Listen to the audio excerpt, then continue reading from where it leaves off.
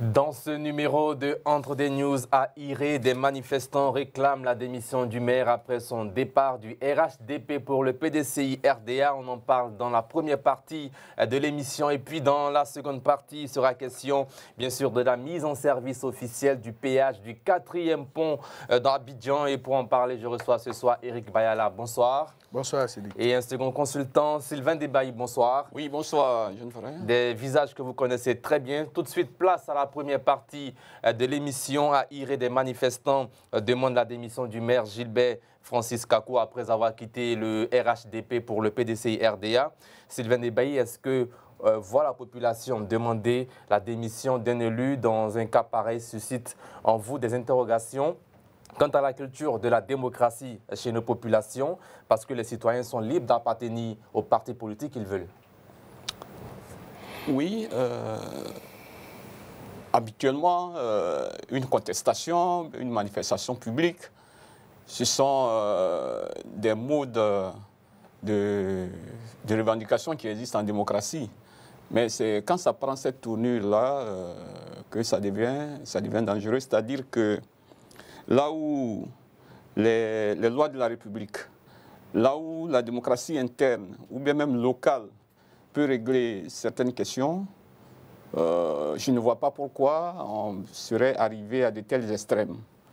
Parce que quand on a vu les vidéos qui ont circulé sur les réseaux sociaux, on voit d'abord des gens qui sont réunis, qui sont dans une salle, et quelques minutes après, une foule de gens surexcités font irruption dans la salle.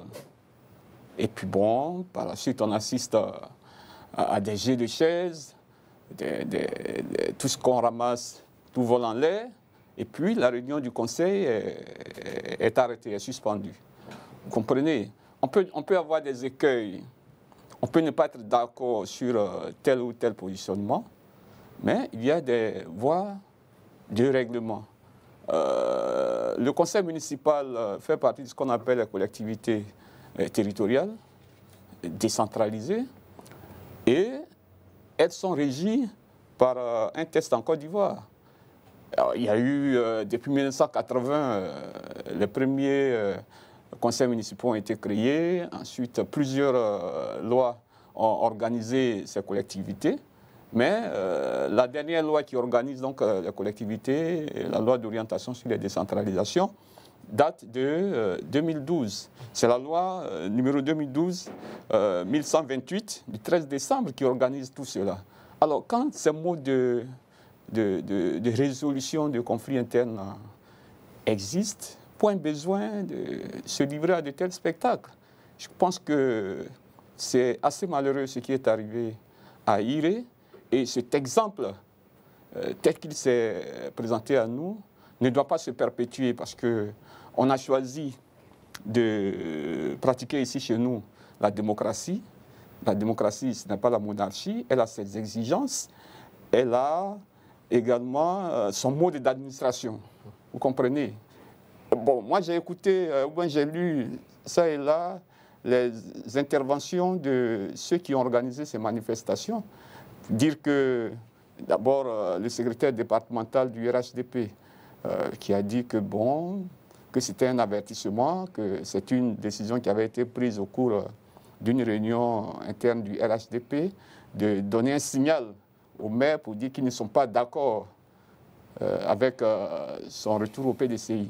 C'est tout à fait normal, c'est leur droit de dire qu'ils ne sont pas d'accord. Mais alors, est-ce que c'est de cette manière qu'il faut exprimer ce droit? Je crois qu'on sera tout à l'heure dans le cœur du débat et on dira d'autres choses. Eric Bayala, la réaction sur cette manifestation des habitants de Iré? Oui, mais en ce qui concerne la manifestation de Iré, c'est vraiment, si vous voulez, le mécontentement que des militants se sentant abusés ont exprimé. Parce que quand on va à une élection municipale ou n'importe laquelle, c'est un rendez-vous entre un homme et le peuple. Et vous présentez à ce peuple-là, vous présentez, en ce qui concerne donc les élections locales, votre programme, ce que vous entendez faire une fois à la tête de la commune, parce qu'il s'agit de questions de développement. Mais en plus de ça, votre projet est adossé à un parti politique. Donc ce sont les militants de ce parti politique-là qui, avec bien sûr certains sceptiques, ceux qui n'ont pas encore eu à se décider, mais qui peuvent être séduits par le programme que vous proposez, qui se mettent ensemble pour vous élire. Donc quand vous allez sur la bannière d'un parti politique, c'est un contrat que vous signez entre les militants et vous, pour dire que je représente un parti politique à l'effet de mettre, si vous voulez, en œuvre le programme de développement pour lequel je vous y ai invité et vous avez tous souscrit et transcrit donc par les urnes à travers le suffrage exprimé. Donc une fois que vous êtes élu maire, c'est vrai que vous êtes le maire de toute la commune, y compris tous les militants, mais en même temps, vous êtes sorti, si vous voulez, d'un parti politique. Et chemin faisant, vous estimez que ce parti-là, vous ne voulez plus appartenir à ce parti, vous faites une déclaration pour dire que je vais dans un autre parti politique et donc à partir de maintenant, ne me considérez plus comme étant, si vous voulez, un maire qui appartenait au RHDP. Je ne suis plus au RHDP, désormais je vais au PDCI. Bon, le fait d'aller au PDCI, ce n'est pas ça le problème, parce que le mécanisme d'aller et venir de changement de parti politique n'est pas né d'hier ou de la déclaration du 24 juin de M. Kakou Gervais. Non, autant des militants quittent au PDCI et dans les autres partis pour venir au RHDP, ce n'est pas seulement un seul élu qui va vraiment peut-être ébranler les choses, mais c'est le principe de la confiance qui a été rompu vis-à-vis des militants. Mais en même temps, on se demande, quand il s'agit d'un cadre, un élu qui quitte un autre parti, pour le RHDP, il n'y a pas de manifestation. Mais quand c'est l'inverse, là, il y a problème. Pourquoi? Je vous explique. C'est-à-dire qu'un citoyen lambda qui est un cadre, qui n'est pas un élu, peut aller et venir d'un parti politique sans que cela ne meuve personne. Mais le problème, c'est lorsque vous allez vous faire élire sur la bannière d'un parti politique. On a vu des maires qui ont rejoint les RHDP, des indépendants. Non, un indépendant... D'autres partis politiques. Oui, un indépendant qui va à la conquête du suffrage, il ne va pas sous le manteau d'un parti politique. Et un maire d'autres partis qui rejoint les RHDP. Oui. Là, il n'y a pas de problème. Non, laissez-moi aller au bout de mes idées. Ce que je veux dire, c'est ceci. Aux dernières élections de IRE, il y avait 3 candidats. Le candidat du PPACI, le candidat du PDCI et celui du RHDP. Quand on regarde les chiffres que la CEI a, comment on appelle ça, a donné en ce qui concerne les résultats de ces élections, la somme des voix obtenues par le candidat du PDCI et du PPACI n'atteigne même pas le score obtenu par le candidat du RHDP. Il a été élu à plus de 57,4% des voix exprimées. Et donc, c'est pour dire qu'il y a eu une adhésion massive des populations au niveau donc, de la confiance, parce qu'après, la campagne elle-même a été menée sur le sceau du développement. Pour dire qu'aujourd'hui, avec tout ce qui se fait en Côte d'Ivoire, le RHDP est la locomotive donc, du développement en Côte d'Ivoire. Et le candidat que nous proposons, c'est celui-là qui va venir sortir donc, IRE de la situation dans laquelle elle se trouve, donc impulser le développement.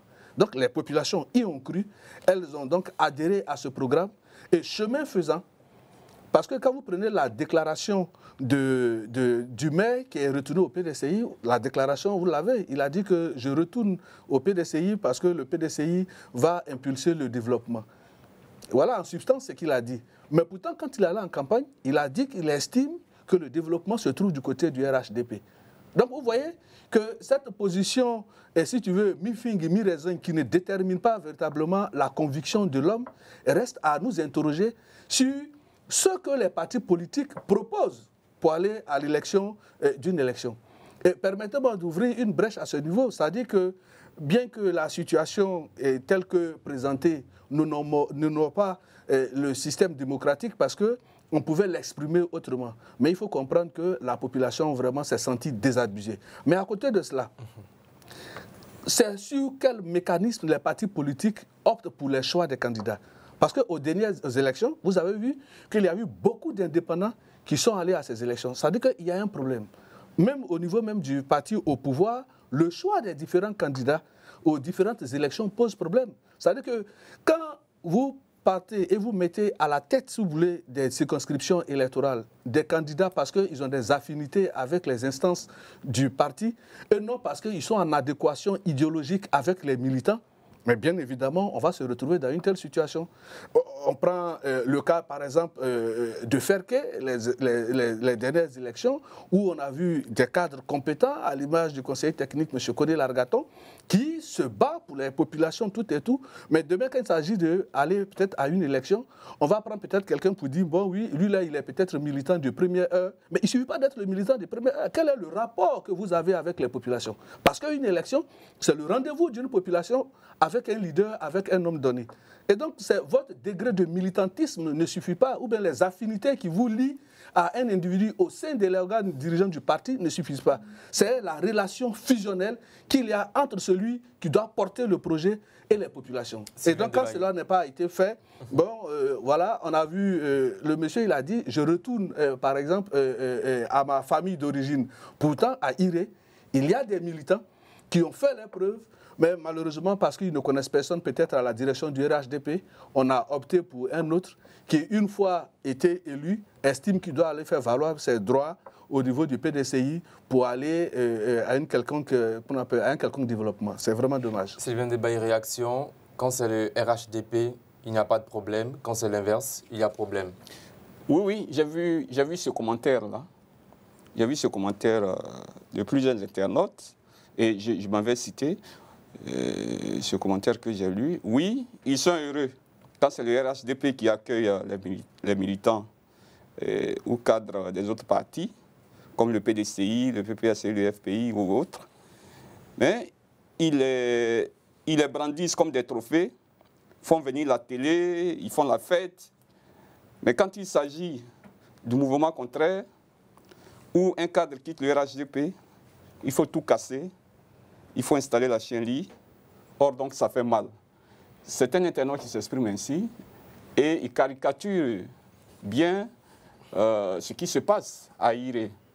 Vous savez, moi, je pense qu'il ne faut pas lier la démocratie à un certain sentimentalisme ou à une certaine quête émotionnelle.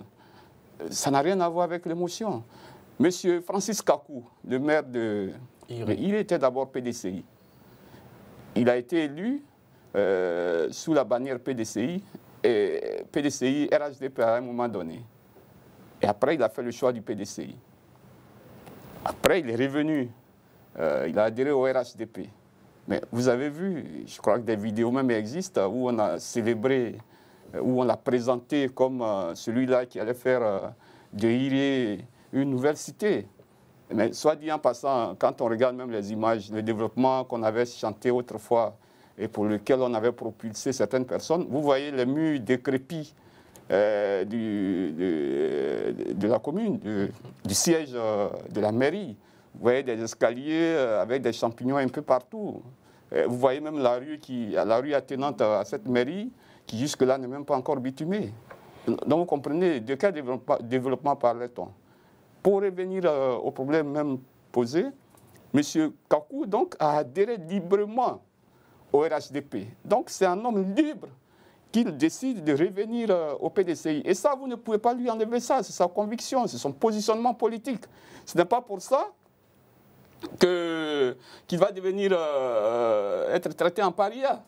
Comprenez? C'est ça. Il faut qu'on accepte les principes démocratiques. Il ne faut pas qu'on érige un État dans un État, c'est-à-dire un État où on prend des libertés avec les lois quand il s'agit de traiter les gens des autres partis politiques, et un autre État où bon, on casse, on pille, on fait toutes sortes d'abus parce qu'on n'est pas content, parce qu'on est au pouvoir. Je pense qu'à un moment donné, c'est des comportements qu'il faut cesser parce que ici, je crois qu'on a fait un débat sur l'IDH, mais c'est tout ça. C'est tout ça qui dégrade notre idéal, c'est-à-dire le fait même de ne pas se sentir en sécurité dans son propre pays, quand on a un poste de responsabilité, vous voyez, c'est des comportements qui peuvent effrayer même vu de l'extérieur. Et ça contribue à dégrader l'indice de développement humain dont on parle tant. Vous comprenez? Et donc, finalement, moi je pense que, en toute chose, c'est la liberté. La loi que nous citions tout à l'heure règle ces questions. mais aisément. Et le RHDP qui est au pouvoir n'a même pas à faire ce qui se passe là. Parce que c'est son président qui est au pouvoir. Donc à tout moment, il peut prendre une décision et puis bon, on peut passer à autre chose. C'est quand même une volonté des militants RHDP de IRE et non la direction du RHDP. Je suis désolé, mais ce n'est pas les militants du RHDP qui organisent la commune. Le secrétaire départemental, s'il voulait être maire, s'il voulait agir au niveau de la mairie, ben, il n'avait qu'à se présenter comme candidat. Bayala disait tout à l'heure qu'on ne sait pas comment on fait. Et souvent, les choix qu'on fait nous contrarient. Oui, il a raison, mais un choix, ça s'impose. C'est une succession d'actes que les militants adoubent. Vous comprenez? Donc, il pouvait être candidat et puis, bon, avoir cette mairie. Mais cette façon de faire-là, quand on regarde la loi, mais ils peuvent, même s'ils obtenaient la démission de M. Kakou, ce n'est pas sûr que ce soit un candidat du RDR qui prenne sa place. Hein.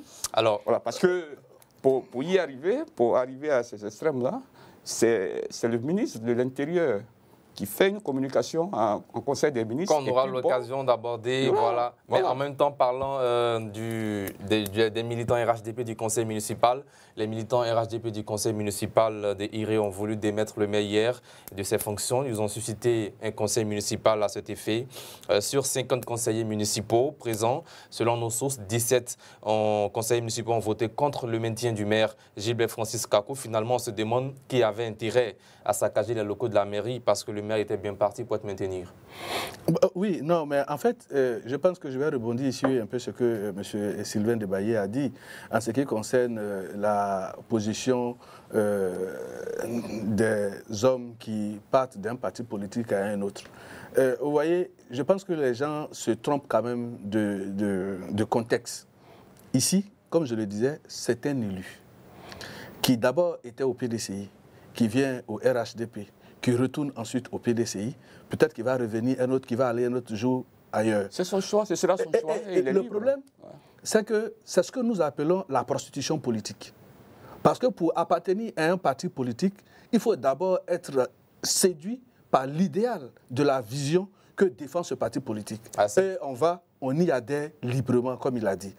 Et quand vous y allez, et que vous vous présentez comme étant le candidat idéal pour défendre cette vision auprès des populations, et que vous êtes adoubé, et qu'on vous donne, si vous voulez, le manteau ou la chasuble donc, de ce parti politique, qu'on vous présente comme étant un des membres qui puisse contribuer donc à, si vous voulez, à la mise en émoi de la vision donc, de ce parti politique, la population adhère et décide de marcher avec vous.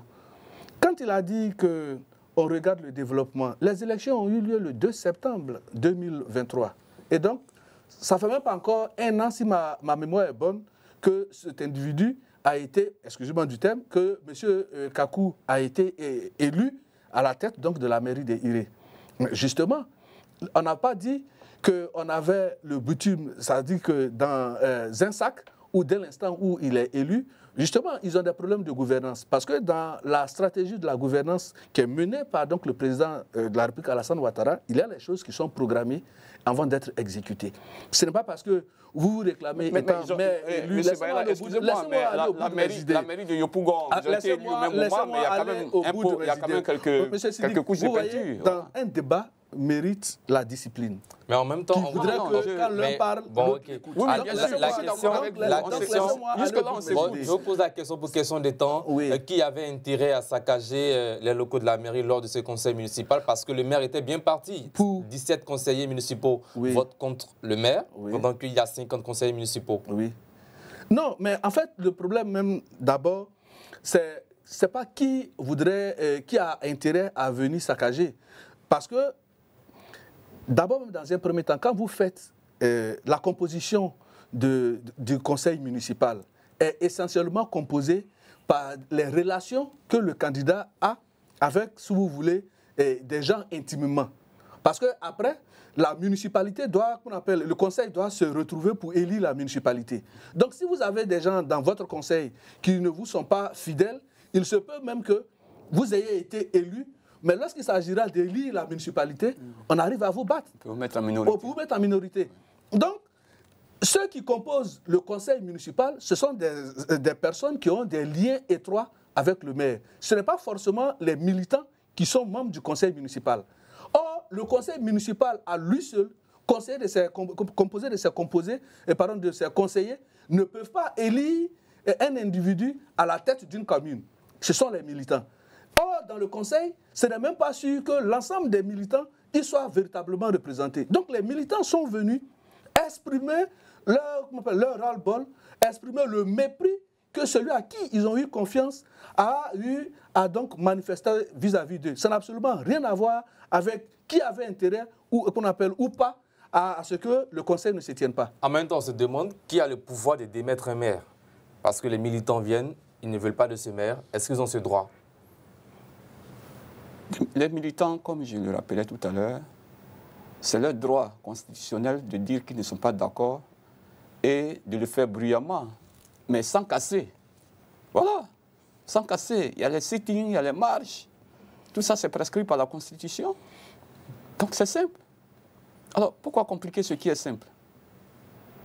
Mais le principe de ne pas pouvoir casser, ça s'applique aux militants du RHDP ou bien ça s'applique à tous les militants? Non, à tout individu, à tout citoyen. Voilà, donc voilà. si vous convenez avec moi voilà. que ça s'applique à la chose qu'on appelle à tout citoyen, il y a eu la récente CNT ici et on a vu comment les gens ont manifesté leur mécontentement pendant que M. Debailly nous dit que nous sommes dans une république où la liberté d'expression n'est pas synonyme de libertinage, où les gens sont permis de faire ce qu'ils veulent. Je ne voudrais pas... Donc, je souhaiterais qu'on se concentre... Ce que je veux faire noter, c'est que la liberté de manifestation, sinon de manifester, est aussi valable non pas pour une chapelle politique bien indiquée, mais pour l'ensemble des citoyens qui vivent sur un territoire bien donné et qui sont donc sont amenés à respecter les lois de la République. Donc cela est valable. Donc je ne sais pas pourquoi monsieur veut faire le distinguo avec un appui retentissant sur le fait que cela relève exclusivement des militants du RHDP. Non, peut-être qu'on ne se comprend pas sur cette question. Moi, je n'ai jamais dit que les militants du RHDP n'avaient pas le droit de faire. Je dis bien, c'est leur droit constitutionnel de manifester. Mais il faut proscrire la violence. C'est tout ce que j'ai dit. Le CNT dont il parle, je n'en suis pas l'inspirateur, donc je ne sais pas comment ils ont organisé leur affaire. Mais on a vu après que les lois de la République se sont appliquées. C'est de cela qu'il s'agit.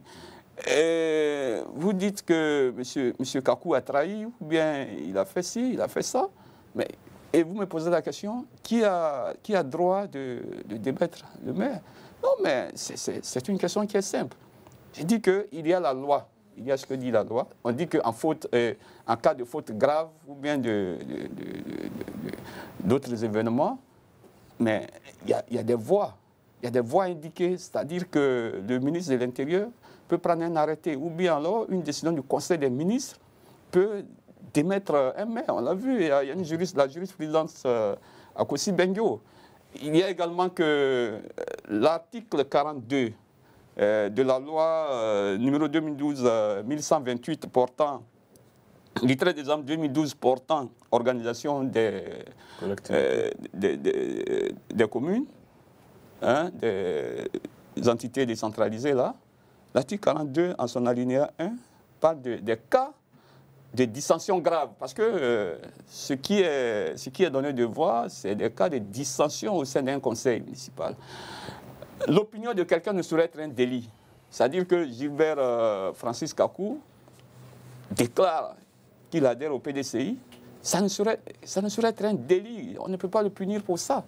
Mais quand cela arrive, la démocratie locale doit se mettre en branle. C'est-à-dire les conseillers RHDP qui contestent aujourd'hui la prise de position de M. Kakou ont des voix. Il y a par exemple, en cas de dissension toujours, les conseillers là, on dit s'il y a au moins la moitié des conseillers qui démissionnent, mais le gouvernement sera mené à dissoudre ce conseil-là. Donc s'ils veulent avoir la tête de M. Kakou, mais qui se mettent à démissionner, mais quand tu démissionnes aussi, il y a une conséquence parce que tu ne pourras plus être candidat à la prochaine élection qui va être organisée. Bien. Donc, il y a des voies de recours. On n'a pas besoin de casser. On n'a pas besoin de... Moi, ce n'est pas la manifestation que je condamne. Je le répète. c'est leur droit de manifester parce qu'ils se sentent trahis. Oui, c'est un comportement humain. De se sentir trahi, d'agir, même pas de cette façon. Parlons de trahison. L'honorable Assalé Timoko avait proposé une solution. Il disait qu'il fallait voter une loi contre les politiciens qui trahissent la confiance de leurs concitoyens. Est-ce que vous êtes de cet avis? Pour le moment, ça n'existe pas. Et voilà, ça, je voulais en venir. Justement, tout à l'heure, il a dit que l'opinion n'est pas un délit. Oui. Mais ce que M. Debailly a omis de dire, c'est qu'il faut contextualiser tout débat et toute approche idéologique quand il s'agit d'aller, si vous voulez, à la rencontre des suffrages. Parce que, vous voyez, il y a plusieurs candidats qui viennent solliciter le suffrage des populations pour une élection donnée. Et quand vous y allez, chaque candidat a son programme, et ce programme-là est adossé à un parti politique. Mais on vote un programme. Mais justement, c'est deux choses qui vont ensemble. Il y a aussi... Il y a non seulement le programme, oui, et puis il y a le programme est porté par qui et par quel parti politique. Donc l'équation personnelle. Voilà, non, justement, l'équation personnelle, mais surtout, parce qu'il ne suffit pas de dire que j'ai un beau programme. Il y a certains candidats qui ont de très beaux programmes, mais parce qu'ils ne sont pas portés par un appareil politique, ils n'arrivent pas sinon à pouvoir gagner des élections. Tout comme il y a des candidats qui sont adossés à des appareils politiques, mais dont le programme n'est pas séduisant, mais qui n'arrivent pas à gagner. Donc, comme on le dit, si vous voulez, c'est deux paires d'une même, qu'on appelle deux faces d'une même paire de cola, pour dire quoi? Il faut l'équation personnelle et il faut le parti politique. En même temps, on se dit que la question d'appartenance politique préoccupe plus les populations que les projets de développement proposés par les candidats. Avec ce qui se passe à Iré. Oui, mais en fait, justement, ce qu'il faut noter, ce qu'il faut comprendre, c'est qu'on ne peut pas exclusivement dire que ce sont les appartenances aux partis politiques qui prédominent. Je le disais, je le faisais observer tout à l'heure pour dire que c'est deux choses qui vont ensemble, et le programme et le parti politique. Mais les populations qui constituent la masse électorale pour porter un candidat, c'est plus les militants au parti auquel appartient le candidat qui se mobilisent le plus pour faire élire, si vous voulez, celui qui émane de leur parti politique. Et c'est pour ça que quand vous voyez à l'occasion donc des différentes campagnes, vous voyez que chaque parti politique prend les dispositions pour aller séduire donc les électeurs à l'effet de faire élire leur candidat. Et donc, quand un candidat qui répond à un parti politique s'est fait, qu'on appelle, élire comme maire ou conseil régional ou président de la République, ça veut dire non seulement il a eu une adhésion de masse de ses militants, et puis, naturellement, il y a eu peut-être quelques sceptiques qui sont venus également apporter. Mais la base, c'est d'abord les militants. Et donc, les militants, parce que ce que les militants regardent, c'est que plus on donne assez d'élus à notre parti en termes de députés, en termes de maires, en termes de conseil régional, cela participe à la dynamique de notre parti. Voilà, et donc c'est pour ça que les militants se mobilisent pour que le parti ait une assise nationale avec des élus à tous les niveaux. Mais ils doivent aussi respecter la loi. Justement, en ce qui concerne le respect de la loi... 30 secondes. Oui, en ce qui concerne le respect de la loi, lorsque un individu extériorise une opinion, il a exprimé une expression de liberté. Mais lorsque cette expression conduit, si vous voulez, à ce que nous avons assisté, ce à quoi nous avons assisté, là, il y a problème. Pour dire que je vais au PDCI, c'est son droit le plus absolu, mais en même temps, cette déclaration-là, nous avons vu les conséquences. Et donc, la simple déclaration ne peut ne pas être une infraction, mais les conséquences de l'infraction, sinon les conséquences de la déclaration, deviennent une infraction. Alors, et donc, en ce moment-là, je pense que la loi peut s'appliquer dans toute sa rigueur. Sylvain Debailly, j'ai lu dans la presse hier que les conseillers RHDP, le maire, nouveau cadre du PDCI-RDA, doivent pousser la logique au bout en tirant les conséquences de sa démission du parti au pouvoir. C'était dans l'un de vos articles. Que faut-il comprendre par ces expressions? Non. C'est ce que dit mon cher confrère Bayala, c'est-à-dire qu'un maire qui ne se sent plus à l'aise dans un parti politique, enfin qui a été élu sous une bannière politique et qui ne se sent plus à l'aise et qui décide de rejoindre un parti concurrent, question de logique, devrait pouvoir dire « je rejoins ce parti, mais j'abandonne également mes fonctions de maire. » C'est ce que j'appelle pousser la logique jusqu'au bout. Voilà. Et c'est ce que les militants du RHDP, encore une fois, je le répète, c'est leur droit, c'est ce qu'ils réclament. Voilà. Mais malheureusement, nous sommes dans une disposition où aucune loi ne l'exige. Où aucune loi ne l'exige. C'est pourquoi moi, je voudrais au passage, comme vous l'avez souligné tout à l'heure, qu'il y a un député, le député Antoine Assalé Timoko, qui avait fait une proposition dans ce sens. Je pense que au moment où nous allons vers 2025, ayant tiré les leçons de toutes ces convulsions politiques, il faut légiférer sur ces phénomènes-là. Il faut légiférer.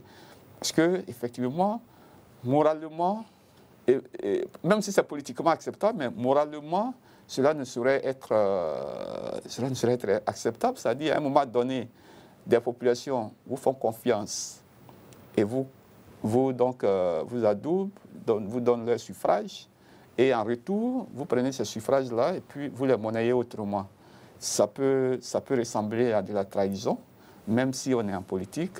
Et donc, il faut faire en sorte que celui qui est élu sous la bannière d'un parti politique, c'est vrai, il est libre d'adhérer à notre parti, mais si cela devrait arriver, qu'il se détache également des fonctions qu'il occupait au nom de ce parti. C'est plus logique, c'est plus cohérent, et puis ça peut nous permettre de mettre fin à ces choses que nous voyons, à ces clameurs. Voilà. Cela est valable également pour les députés.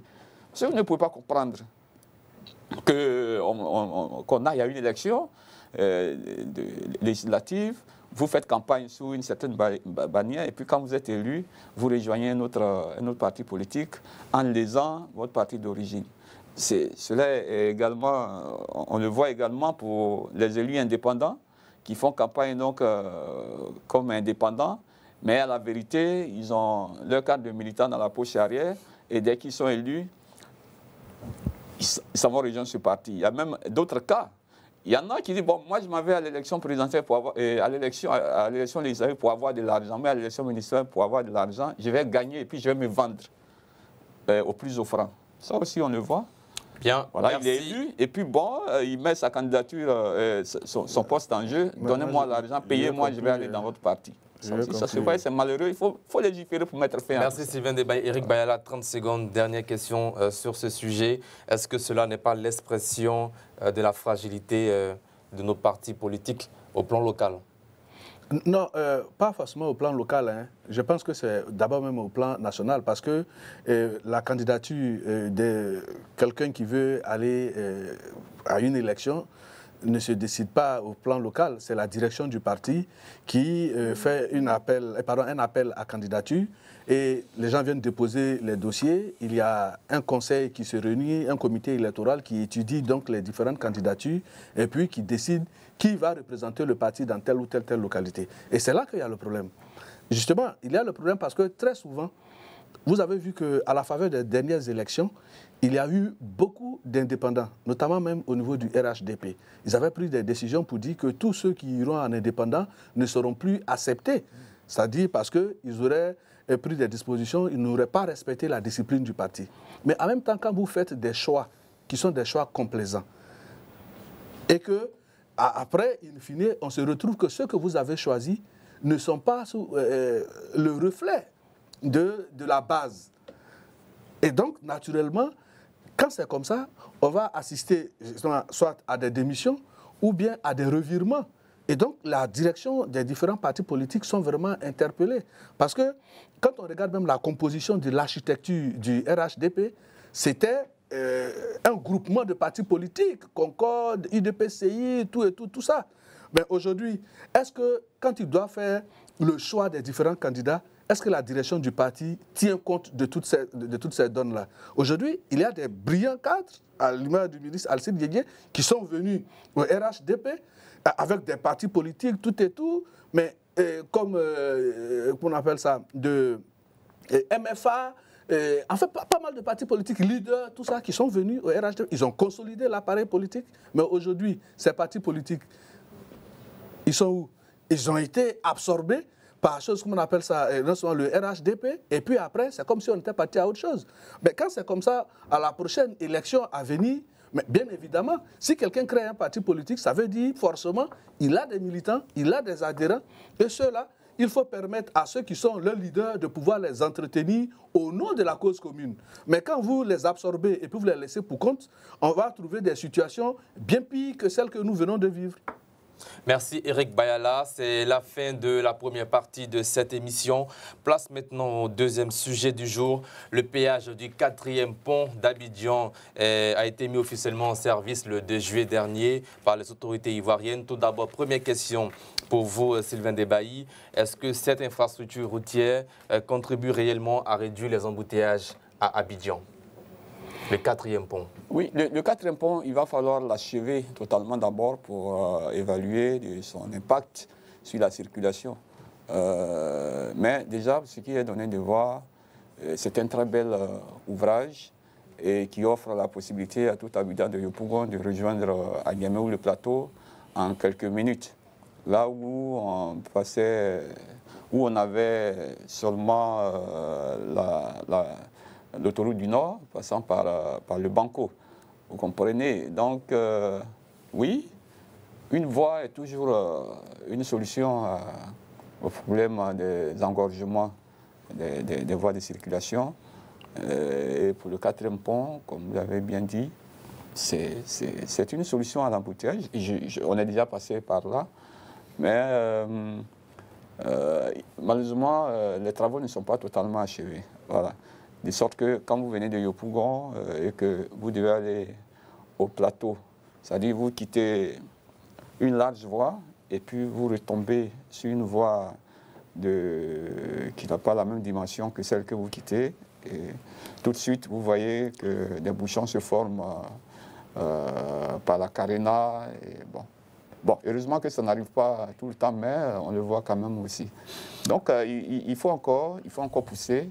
Et il faut encore pousser. Je crois que le gouvernement en est conscient, qu'il fait tout son possible pour nous doter en infrastructure. Eric Bayala, le 4e pont, c'est un pont à péage qui a été mis officiellement, en tout cas en service, le 2 juillet dernier. Vous ne trouvez pas que c'est un peu trop à Abidjan seulement? Un peu trop par rapport à quoi? Le nombre de péages. Oui. On a un péage dans le Grand Abidjan, sur le 3e pont, le 4e pont. À la sortie, pour ne pas dire à l'épée, on va parler de Grand Bassam, sur l'autoroute de Grand Bassam, à Tengue, entrée d'Abidjan. Non, mais je pense qu'il faut sortir des émotions et puis aborder la question, j'allais dire, de façon très lucide. D'abord, tout le monde convient de dire que la seule voie pour aller à Yopougon, c'était l'autoroute du Nord. On a vu ce que ça a créé, on a vu le ralentissement. Parce que lorsqu'il y a des embouteillages monstres, cela a une incidence sur l'activité économique. Et puis, il y a eu des accidents, des pertes en vie humaine et tout ce que cela comporte. Et voilà que le président de la République, son Excellence M. Alassane Ouattara, arrive, il estime que ceux qui habitent Yopougon ont eu le sentiment qu'ils ont été délaissés pour compte. Et donc, il leur montre, si vous voulez, sa volonté d'associer, c'est-à-dire que toutes les populations au fruit de la croissance. Donc, il faut permettre à ceux de Yopougon de pouvoir avoir des moments de mobilité, d'accroître la mobilité avec des infrastructures de qualité. Mais en même temps, ces infrastructures-là, il faut les entretenir. Parce que ce qui fait que nos États, on a l'impression que nos États n'évoluent pas, c'est parce que nous dépensons beaucoup d'argent pour construire des infrastructures et rien n'est prévu pour leur entretien. Et donc, le mécanisme que nous avons trouvé, aujourd'hui, si vous estimez que le pont, c'est un pont à péage et qu'il est cher, mais vous avez l'autoroute du Nord, vous avez le choix. Vous passez à l'autoroute du Nord, vous ne payez rien. Parce que ce pont-là, il a été financé en partie par la BAD, à hauteur de 103 milliards, si je ne m'abuse, et puis le reste par l'État de Côte d'Ivoire. Et donc, ce sont des prêts, mais en même temps, ce n'est pas essentiellement le remboursement, mais il faut voir l'entretien de l'ouvrage. Parce que le pont, dans le projet global, c'est fait sur 3 sections. D'abord, du côté de Yopougon, avec des redressements et des échangeurs qui vont tomber sur les voies principales. Ensuite, on a le viaduc lui-même qui est long de 1,4 km, qui traverse la baie du Banco. Et puis, à la sortie, vers Atekoubé, vous avez donc le reste de la 3e section qui, in fine, aboutira au niveau de l'Indigné. Là où je vous parle, l'ouvrage se trouve au niveau de la mairie d'Adjamé. Et donc, ça permet aux populations d'aller et de venir. Les embouteillages monstres que vous avez au niveau de l'autoroute du Nord sont en train de devenir progressivement un vieux souvenir. Ben, pour répondre à votre question de façon très nette, non, monsieur, le pont, sinon le péage du 4e pont n'est pas un péage de trop. La preuve, le 5e pont, baptisé le pont Alassane Ouattara, qui passe sur la baie de Cocody, est un péage qui est gratuit. Au niveau de Bassam, il y a 2 voies. Ça dit que des voies, si vous voulez vous aller plus vite, vous prenez l'autoroute. Si vous ne voulez pas aller plus vite et que vous avez votre temps à vous, vous prenez la voie de contournement. Et voilà, parce que toutes les voies que nous avons ont des durées de vie. Et donc, les voies sont faites pour être entretenues, pour que le confort que ces voies-là confèrent aux usagers soit un confort qui soit intemporel. Qu'on ne dise pas qu'on a eu une bonne route qui, 15 ans après, s'est dégradée. L'État a décidé, donc avec la vision du président de la République, de faire en sorte, quand un ouvrage est construit, qu'il traverse toutes les générations et qu'il traverse le temps. Sylvain Debaye, la même question. Oui. Je dirais que le 4e pont est malheureusement une route à péage. Malheureusement parce que ce péage est un double impôt. Mais ce qu'il faut reconnaître, c'est que le système de péage n'est pas nouveau. Il est utilisé un peu partout dans le monde, même tout près de nous au Ghana. Donc on ne saurait le condamner. Voilà. Et puis c'est un choix. C'est un choix qu'on fait dans la réalisation de certaines infrastructures. Vous comprenez, il y a, par exemple, en matière de réalisation d'infrastructures, il y a ce qu'on appelle les BOT, c'est-à-dire quelqu'un, un opérateur qui a de l'argent, il construit, il exploite, et puis après il transfère à l'État. Oh, c'est la même chose pour le péage. On veut avoir, on peut solliciter un financement, et puis bon, dans le montage financier, on va dire, bon, ben, voici ce que donne l'État de Côte d'Ivoire, ce qu'apporte l'État de Côte d'Ivoire, voici ce qu'apportent les bailleurs de fonds. Et puis, comme les bailleurs de fonds, il va falloir rembourser les prêts, alors nous décidons de mettre un péage de sorte que l'argent recueilli à partir de ces péages-là puisse permettre non seulement de faire l'entretien de l'infrastructure, mais également de rembourser les prêts. C'est un choix. Je ne suis pas contre, mais c'est ici en Côte d'Ivoire, ce qu'on commence, ce qui est nouveau souvent, c'est effrayant et les autorités ne font pas un effort pour dissimuler, n'est-ce pas, cette inquiétude des populations. Vous voyez, pour faire une route, c'est sur un programme. Ici, en Côte d'Ivoire, nous avons le PND. Et l'État dispose, en tout cas, quand il fait ses budgets annuels, il y a quand même ce qu'on appelle les annexes fiscales. Et ces annexes fiscales-là permettent à l'État d'engranger des ressources qui vont être affectées à la construction des routes, à la construction des hôpitaux, à la construction des écoles. Et donc, demander encore à la même population de venir payer pour pouvoir passer, c'est ce que j'appelle une double imposition. Ça ne devrait pas être le cas. Mais bon, le choix est déjà fait. Nous sommes devant le fait accompli. Allons-y.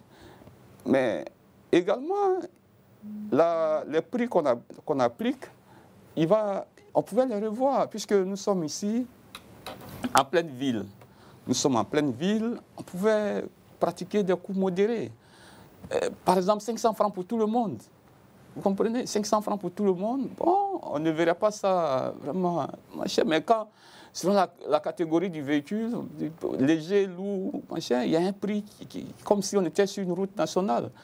C'est ce que je déplore un peu. C'est ce que je déplore. Sinon, le péage, c'est un système qui a été inventé depuis l'Allemagne. On parle autour de 1920 par un ingénieur. Et donc, c'est une pratique qui a été répandue aux États-Unis, même en Europe. En France, par exemple, on fait ce qu'on appelle l'utilisateur-payeur. Voilà. C'est-à-dire que, comme c'est déjà un impôt et que le contribuable paye déjà, on ne demande plus au contribuable de payer une deuxième fois, mais on demande plutôt à l'usager. Et parmi les usagers, là, il y a une sélection qui est faite. C'est-à-dire les touristes, c'est-à-dire les arrivants étrangers qui rentrent dans nos pays, qui doivent passer sur notre pont, ils doivent payer. Voilà, parce que... Et également, on regarde aussi du côté du poids des véhicules. Voilà, ceux qui ont des poids lourds, parce qu'ils sont considérés comme ceux qui dégradent le plus la route, On leur demande de payer, d'apporter une contribution. Voilà, si on avait fait comme ça, bon, je crois que ça ne ferait pas de grincement de dents. Parce que là, prenons l'exemple de quelqu'un, d'un industriel qui est à Bassam. Il va donc produire à Bassam. Bon, il veut aller déposer sa marchandise à Bouaké. De Bassam, il prend, puisqu'il faut aller vite, il prend donc le péage. Il va payer à la sortie, sinon à l'entrée d'Abidjan, le péage de Bassam. Il vient, puisqu'il veut gagner du temps, parce qu'il y a des travaux sur le boulevard Giscard d'Estaing, il décide de passer par le troisième pont. Il paye. Il faut aller, il y a la contrainte d'aller vite. Il veut vite tomber sur l'autoroute du Nord. Il décide de passer par Yopougon et par le 4e pont. Il paye. Dans le seul Abidjan, il a déjà payé 3 fois. Il va arriver à Tengué, il va payer. Il va arriver à Saint-Grobo, il va payer jusqu'à Bouaké. Vous voyez, il a payé combien? 5 fois pour transporter sa marchandise. Mais comme ce n'est pas un philanthrope, il va répercuter le prix sur cette marchandise-là. Et c'est cela qui contribue à ce qu'on appelle couramment la cherté de la vie. Voilà, parce que tout opérateur économique, c'est la loi de l'offre et de la demande, c'est aussi les coûts de production. Donc, il ne peut que vendre pour avoir, lui, son capital et puis avoir sa marge. C'est inévitable qu'il va augmenter les prix. Nous allons poursuivre le débat tout à l'heure. Que pensent les Ivoiriens du pont à péage, du 4e pont d'Abidjan? Et puis, est-ce que ce pont permettra en tout cas de désengorger la commune de Yopougon? Réponse au micro de Rosita Konon qui s'est rendue ce matin auprès des populations. On regarde. Bon, par rapport à la voie, c'est rapide par rapport à l'ancienne route. Mais c'est le prix qui nous donne en tomate qui ne nous arrange pas, c'est trop. De lundi, en allant à Yopougon, j'ai payé le pont à 1500. Donc en tout cas, ça n'arrange pas. Puisque nous, on fait pratiquement 4 à 5 fois, on fait 10 tours par jour. Si on paye 1500 aller, 1500 retour, en tout cas, ça n'arrange pas, c'est trop cher. En tout cas, ce n'était pas nécessaire pour nous, en tout cas. Parce que nous, on pensait que nous, ça a été fait pour nous arranger. En tout cas, c'était le contraire. Et le 4e pont de Yopougon, vraiment, c'est très bon parce que ça va éviter beaucoup d'embouteillages. Parce que, bon, mais ici à Yopougon, à chaque fois qu'on vient au travail, c'est de l'embouteillage. On arrive en retard. Mais je vois que le pont va nous arranger. Oui, effectivement, 4e pont, ça facilite les embouteillages. Et ça nous facilite par là à Yopougon facilement. Parce que les 1500 là, ça ne nous arrange pas. On est en ville. On est en ville. En ville, on ne peut pas payer péage 1500. Je suis passé là la semaine dernière, arrivé très facilement, rapidement, il y avait une certaine sécurité. Et c'est très beau. Ah ben non. Parce qu'il faut tenir compte du panier de la ménagère et les gens n'ont pas de sous. Dans la ville, en pleine ville, vraiment ça ne se fait pas. Il y a déjà un pont de Cocody, les gens n'ont pas de sous. C'est vrai que c'est beau, c'est rapide, mais autant laisser ça comme ça, quoi. Les gens n'ont pas de sous. C'est pas... vraiment, ça complique un peu trop la poche des gens. Bon, si on passe par ancienne route, c'est pas facile. Il y a trop de bouchons. Mais quand on passe par 4e pont, ça nous facilite d'arriver vite à Yopougon. Mais à cause du prix, on n'arrive pas à passer par 4e pont, parce que c'est cher. Voilà, on a tous vu la réaction des Ivoiriens. Eric Bayala, votre commentaire sur ce qu'ils viennent de dire. Oui, ben, en fait... moi, je pense que je vais opposer les propres arguments à ce que M. Sylvain a dit en ce qui concerne les prix. On ne peut pas homologuer les mêmes prix pour dire que pour tout véhicule en fonction des, malgré les différents essieux et des poids totalement, du poids total à charge autorisé, on va donc dire qu'on va arrêter un prix. Et lui-même l'a dit, la dégradation des routes ne se fait en fonction des poids des véhicules. Vous regardez Yopougon. Yopougon, aujourd'hui, abrite, si vous voulez, la grande zone industrielle d'Abidjan et vous avez de l'autre côté le port d'Evridi. Donc, tous les gros camions qui vont quitter à Yopougon pour aller à Vridi doivent payer 500 francs. C'est une question de... Ça dit, est-ce que si on est logique avec soi-même, on peut estimer que ce que le gouvernement a décidé de faire... Parce que avant le 4e pont, il n'y avait seulement que l'autoroute du Nord. Mais ça n'a pas permis, ça n'a pas empêché, si vous voulez, la performance économique de la Côte d'Ivoire. Donc celui qui estime que le payer le 4e pont est de trop, si c'était peut-être une contrainte ou bien un passage absolu, je pouvais peut-être m'autoriser à engager ces débats. Mais ici, il y a une question de choix. Il y a une question de choix. Voilà. Et si vous estimez que vous voulez aller vite, vous voulez un confort routier, mais vous savez que tout ce qui est luxe a un prix. C'est clair. Maintenant, si vous estimez que le prix est quand même 500 francs, on ne peut pas dire que ce n'est pas à la portée des Ivoiriens. Oui, c'est vrai que nous avons des difficultés à tous les niveaux. Les ménages ne sont pas les mêmes. Mais à 500 francs pour traverser tout Yopougon, traverser la baie du Banco, traverser Atekoubé, pour se retrouver ensuite à ce qu'on appelle Adjamé et pour finir au plateau, faites le point. Combien de communes vous traversez à 500 francs? Or, si vous devrez peut-être même prendre un Baka pour faire tout ce tour-là, je ne suis pas sûr que vous débousserez moins de 500. Alors, voilà. Sylvain Debailly, à entendre le ministre Amédée Kouakou, ce projet permet à l'usager de gagner en temps et en économie. Votre commentaire? On gagne en temps certainement, mais je vais prendre à défaut également Éric Bayala et le ministre. C'est-à-dire, il ne faut pas voir les 500 francs qu'on paye tout d'un coup quand on arrive au péage. Il ne faut pas voir les choses comme ça. Quand vous avez payé 500 francs, vous quittez le Fougon pour le plateau, on considère que vous travaillez au plateau, mais c'est 1000 francs aller-retour. Ça devient une nouvelle charge dans votre budget mensuel. C'est-à-dire que désormais, pour aller à mon lieu de travail, je dois payer 1000 francs par jour. De plus. Comme je suis automobiliste, je dois payer 1000 francs chaque jour. Ça me fait, si je dois aller 20 fois ou alors 25 fois au bureau dans le mois, ça me fait une nouvelle charge de 25 000 francs. Ce n'est pas rien. Ça agit sur les ménages. Maintenant, dire que vous me rappeliez le propos du ministre Amédée. Il dit on va gagner en ce temps. Ce projet permet à l'usager de gagner en temps et en économie. Et en économie. En temps, oui, parce que, et même c'est relatif. C'est relatif de gagner en temps. Parce que c'est vrai que quand on quitte Yopougon pour aller au plateau, dans les conditions normales, c'est-à-dire sans l'embouteillage, oui, vous avez entre 5 et 10 minutes pour arriver au plateau. Mais très souvent, la bretelle de ces brocos sur laquelle on retombe, c'est très souvent embouteillé. Voilà. Et ça, c'est pratiquement tous les matins. Il n'y a que peut-être les dimanches matins qu'on a une sorte de fluidité à ce niveau. Donc finalement, la question de la fluidité qu'on voulait résoudre est toujours mise à mal. Et on dit on gagne en économie, oui, ça renfloue les caisses de l'État, parce que je crois que ce projet-là a été fait. On a évalué le nombre de véhicules qui devaient passer là. Le troisième pont, à l'époque, on parlait de 70 000 véhicules jour. Bon, pour celui-là, je n'ai pas encore ces chiffres, mais en tout cas, c'est beaucoup de véhicules qui vont passer par là. Vous parliez également de décongestion tout à l'heure. Est-ce que ces péages ou bien ces routes permettent de décongestionner? Je l'ai dit tantôt que oui, une nouvelle route, c'est toujours une nouvelle solution. Mais en cela, il faut regarder la conséquence que cela induit. Quand vous avez de nouvelles routes qui sont attrayantes, mais vous créez chez la population l'envie d'avoir un nouveau véhicule, ou l'envie d'avoir un véhicule. Donc, plus vous augmentez le nombre de routes dans la capitale, plus l'envie d'acheter un nouveau véhicule vous arrive. Et vous verrez qu'il y a une corrélation entre la construction des routes et le nombre de véhicules qui rentrent dans Abidjan. Donc, c'est à croire que le problème de la résorption de l'embouteillage qu'on voulait peut-être solutionner, ce sera vraiment une solution sans fin. Voilà.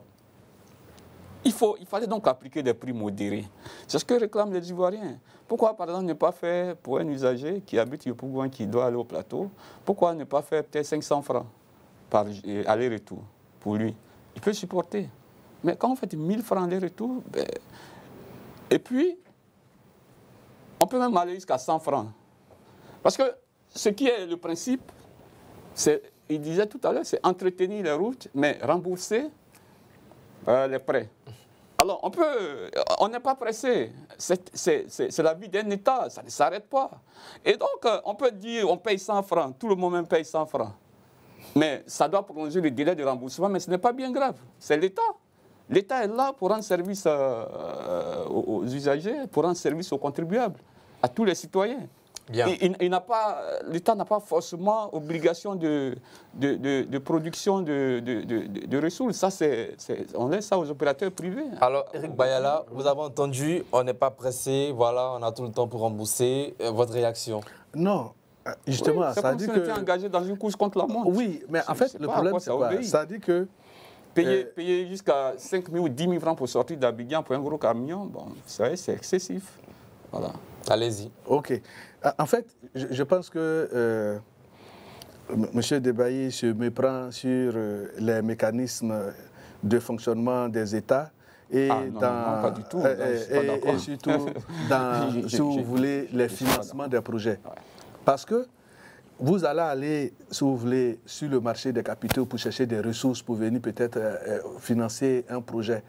Et vous dites que, par exemple, pour rembourser le pont, le coût du 4e pont, vous prévoyez de rembourser à l'opérateur qui est venu réaliser le pont sur 50 ans.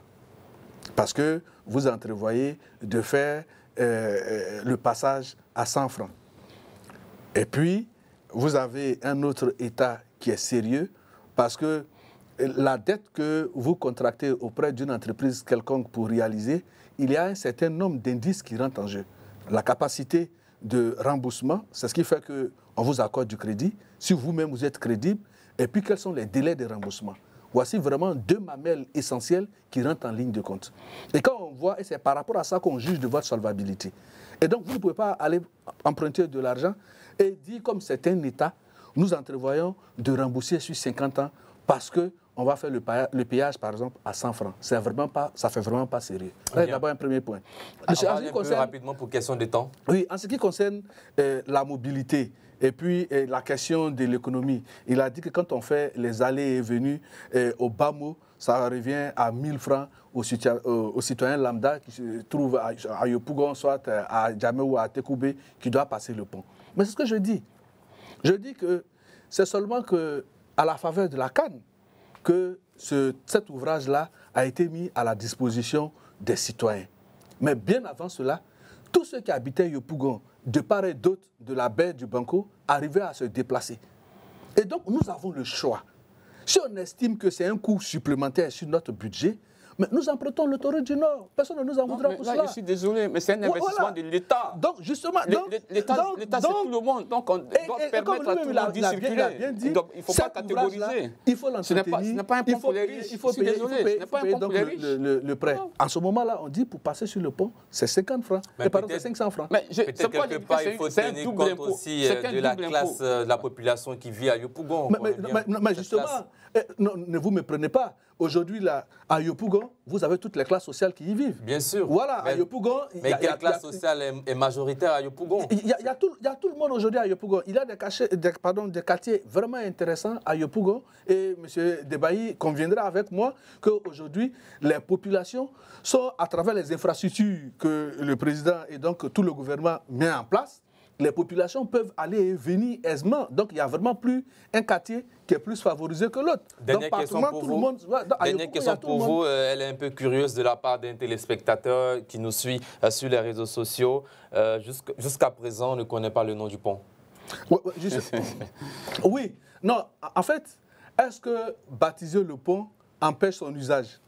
Donc, ce n'est pas une question fondamentale. Maintenant, parce que nous aussi, sur la question, on a eu à faire des sondages sur un de mes comptes, parce que vous savez que je suis patron de presse, pour demander, bon, auprès de la population, selon vous, quel nom on donnerait au pont. Mais il y avait 2 noms. Il y avait la première dame, Mme Dominique Ouattara, et le nom de Henriette Diagri Diabaté. Mais comme en juillet prochain, il aura l'inauguration, la pose de la première pierre de l'université d'Odiéné, les internautes ont estimé que comme elle fait partie du monde universitaire, que l'université d'Odiéné puisse porter son nom et que le 4e pont puisse porter le nom de la première dame. Quand on cherche à savoir pourquoi... La première dame, il y a déjà un bâtiment à Yopougon qui porte son nom, elle a déjà un hôpital qui porte son nom. Pourquoi ils ont dit que non, parce que cette femme-là, elle participe à la résilience des populations. Bien.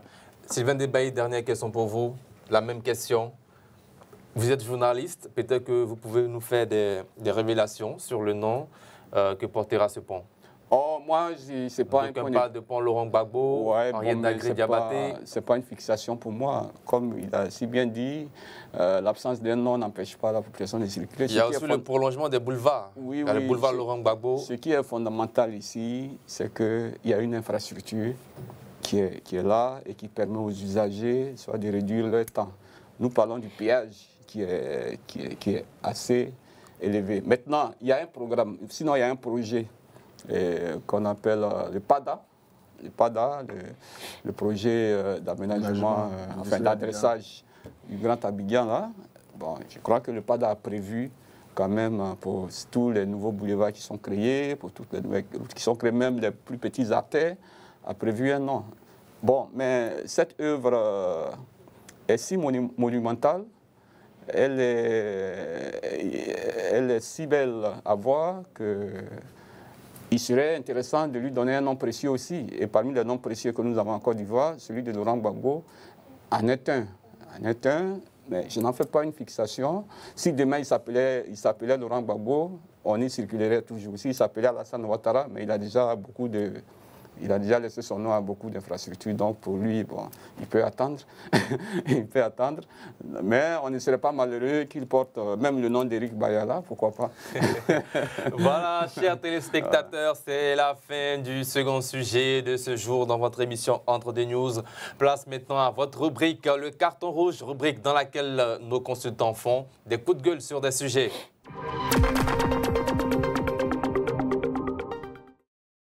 Voilà, c'est le carton rouge. Nous allons permettre maintenant à Éric Bayala de s'adresser aux Ivoiriens dans le carton rouge. Oui, je donne vraiment carton rouge sur ce qui se fait sur les réseaux sociaux ces temps derniers. C'est-à-dire, on a l'impression que c'est même pas une impression, c'est une évidence, la promotion des antivaleurs. Quand vous rentrez sur les réseaux sociaux, il y a vraiment tout et n'importe quoi.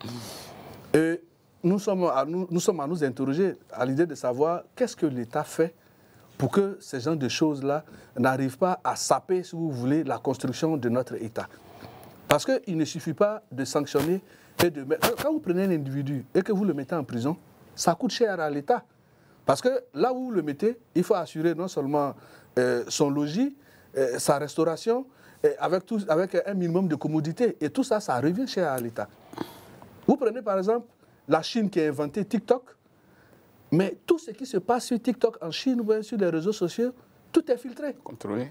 Vous allez au Rwanda, ce n'est pas n'importe quoi qui passe, tout est filtré. Mais en Côte d'Ivoire, tout se voit, tout se fait en aucune impunité pendant que nous sommes en train de construire une nation.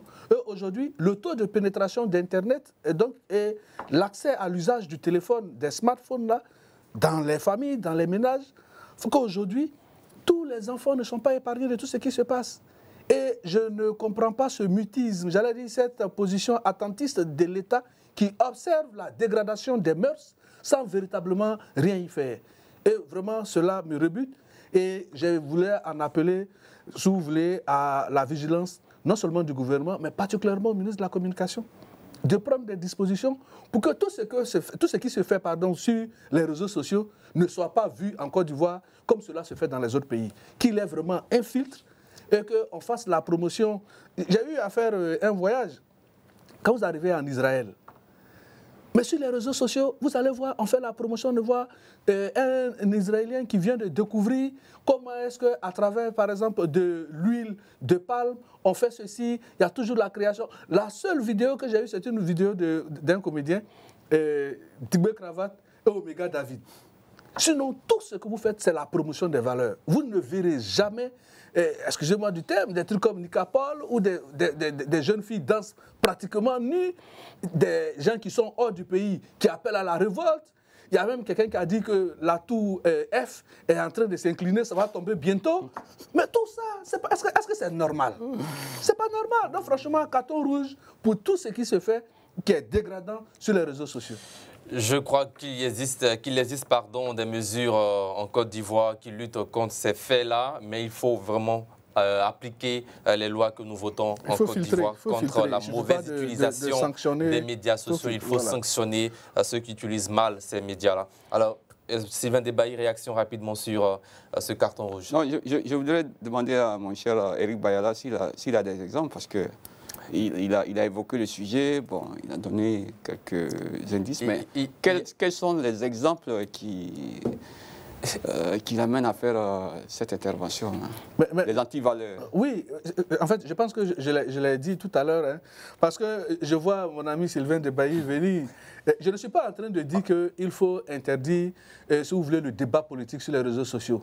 Mais justement, toute critique doit être vraiment objective. Et lui-même, il a dit, on peut ne pas être d'accord, mais il faut y mettre la manière. Quand quelqu'un se trouve, par exemple, hors du pays, et qui dit, bon, on a vu sur les réseaux sociaux, je demande à tous nos militants de sortir avec des machettes. Et qu'aujourd'hui, là, on va aller s'en prendre à celui-là ou à celui-ci. Qu'est-ce qui s'est passé au Rwanda?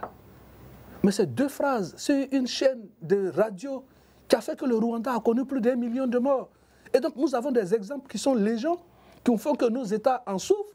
Et on ne peut pas rester là, avoir une position attentiste et attendre que le tissu social se dégrade davantage avant qu'on ne puisse réagir. Pour nous, il faut sanctionner, certes, mais si nous avons la possibilité de faire du filtrage, parce qu'il ne suffit pas de sanctionner. Quand vous sanctionnez pendant que la cause a été déjà commise, mais ce pourquoi vous avez sanctionné, les cibles ont été déjà, si vous voulez, ont été déjà atteintes. Et donc, vous ne savez pas ce que sera comme impact dans la psychologie, si vous voulez, des citoyens. Et donc, c'est pour cela qu'il faut filtrer. On ne doit pas voir rien et n'importe quoi, sinon on ne doit pas voir n'importe quoi et tout sur les réseaux sociaux. Il faut un filtrage parce que l'État a le droit d'éduquer les masses. Sylvain Debailly, carton rouge. Oui. Mon carton rouge ce matin, c'est à l'endroit... Bon, je ne vais pas indexer, mais il y a un phénomène qu'on voit dans la ville d'Abidjan. Vous savez, Abidjan, c'est la vitrine de la Côte d'Ivoire. Le phénomène de la mendicité. Ah, mais surtout, quand elle concerne les enfants. Eric Bayala a mis tout à l'heure l'accent sur les antivaleurs. Mais je pense que c'est un phénomène de notre société qu'il faut condamner. La mendicité, elle a pris aussi forme sur les réseaux sociaux, comme il indiquait tout à l'heure. Mais c'est dans nos rues abidjanaises. Moi, je quittais ce matin Yopougon pour vos studios.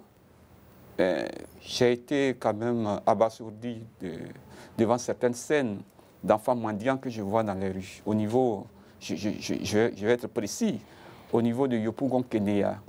Il y a des petits enfants, mais vraiment des enfants vraiment crasseux et autres. On ne sait pas d'où ils viennent. Et qui sont dans la rue, qui accostent les gens en train de demander des piécettes. Alors que pendant ce temps, ils ont quelque part caché leur mère. On ne sait même pas si c'est leur vraie mère. Mais des gens qui les envoient en mission. Il faut mettre fin à ce phénomène-là. Moi, je crois que le ministre-gouverneur avait même pris une directive dans ce sens d'interdire la mendicité parce qu'il y avait une loi contre la mendicité en Côte d'Ivoire qui a été prise, je crois, en 2012-2014, mais qui n'a jamais été appliquée. Je pense que le moment est venu vraiment de mettre de l'ordre. Il faut que le ministère de la Famille et de l'Enfant agisse, qu'il envoie ses agents dans nos carrefours, un peu partout, dans nos rues abidjanaises, pour extirper ces enfants-là. Il faut leur donner un avenir. Ce n'est pas dans cette rue-là, ce n'est pas en accostant les gens avec un langage, je ne sais pas, qu'on va participer à leur construction. Il faut même contrôler les circuits, mettre en déroute tous ceux qui exploitent ces enfants-là pour que plus jamais on ait ce genre de phénomène dans nos rues. En tout cas, moi, toutes les fois que je vois ça, je suis vraiment choqué et je veux que tout le monde soit choqué pour qu'on mette fin à ce phénomène. Bien, Eric Bayala, réaction, 30 secondes. Oui, mais je suis d'accord avec M. Sylvain Debailly sur la question. Et moi-même, je pense qu'à l'une de nos émissions, j'avais donné carton rouge à ce phénomène-là parce que ce n'est vraiment pas normal que vous voyez dans les rues des enfants qui, excusez-moi de le dire, pour la plupart ne sont pas des Ivoiriens. Ils viennent de pays étrangers. Voilà. Parce que, comme vous le savez, en tant que cadre du ministère de l'intégration africaine, sur la question avait été posée. Je ne vais pas indexer le pays, mais la Côte d'Ivoire a eu à rapatrier déjà plus de 800 ressortissants d'un pays qui sont venus, essentiellement qui ne vivent que de la mendicité. Lorsque l'ambassadeur de ce pays a été convoqué par le chef de l'État pour lui dire qu'il ne pouvait pas accepter ce qui se passait, il s'est excusé. Il a même dit que c'est une tradition chez eux où la femme doit pouvoir sortir le matin pour trouver de quoi à nourrir la famille. Et c'est de cette façon. Voilà, et donc c'est comme ça qu'il a expliqué. On leur a dit, bon, malheureusement, les familles en question ne sont pas des familles ivoiriennes, et donc l'État a organisé un vol et il y a eu plus de 800 qui ont été rapatriés. Mais sur la question, ça c'était un acte ponctuel. Il reste 5 secondes. Ça c'était un acte ponctuel. Mais si dans tout le Grand Abidjan, partout où vous sortez, rien qu'à vous accoster, ça peut forcément changer votre humeur et gâter votre journée. Alors, place maintenant à la dernière rubrique de cette émission, le chiffre du jour, juste après ceci.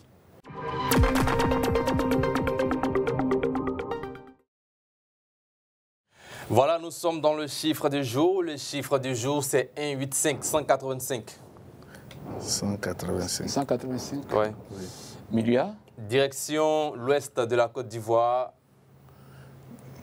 Voilà le chiffre du jour. En Côte d'Ivoire, 185 personnes intoxiquées après une pollution minière présumée qui a fait l'objet d'une émission sur ce plateau.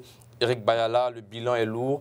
La sensibilisation n'a pas suffi pour sauver des vies. C'est vrai qu'il n'y a pas de pertes en vie humaine, mais il y a des cas d'intoxication qui pourraient être aggravés plus tard. C'est quoi? Le cyanure dans le Cavali? Dans le Cavali. Oui, mais justement, je pense que c'est vraiment, tout est à déplorer. Et je pense que ça doit être forcément l'œuvre de l'orpaillage clandestin. C'est-à-dire, ils utilisent des produits chimiques, notamment le cyanure, le mercure, et tout. Et quand tout ça se déverse dans nos eaux fluviales, bon, voilà les conséquences que nous avons. Et je pense que véritablement, le ministère des Eaux et Forêts de l'Environnement et celui de l'Environnement doivent se saisir de la question, ainsi que la brigade en charge de l'orpaillage clandestin doit pouvoir vraiment avoir une synergie d'action pour régler définitivement ces questions. Parce que de plus en plus, on parle de cherté de la vie, mais l'orpaillage clandestin contribue à la dégradation des sols et ça fait que la production, si vous voulez, nos productions agricoles ne sont plus au beau fixe. Et donc si l'État ne prend pas des mesures rigoureuses pour mettre fin à ce genre de pratiques, non seulement bientôt nous n'aurons plus de terres arables, mais nos eaux seront polluées. Et aujourd'hui, voilà ce à quoi nous assistons. On ne sait même pas quel est l'avenir, sinon quel est le sort de ces personnes intoxiquées. Vivement que l'État prenne des mesures pour que ces personnes, non seulement à l'origine de cette pollution, soient traquées, soient prises et répondent de l'exact devant les tribunaux. Sylvain Debailly, 50 secondes. Oui, je pense que c'est un phénomène qui s'aggrave de plus en plus.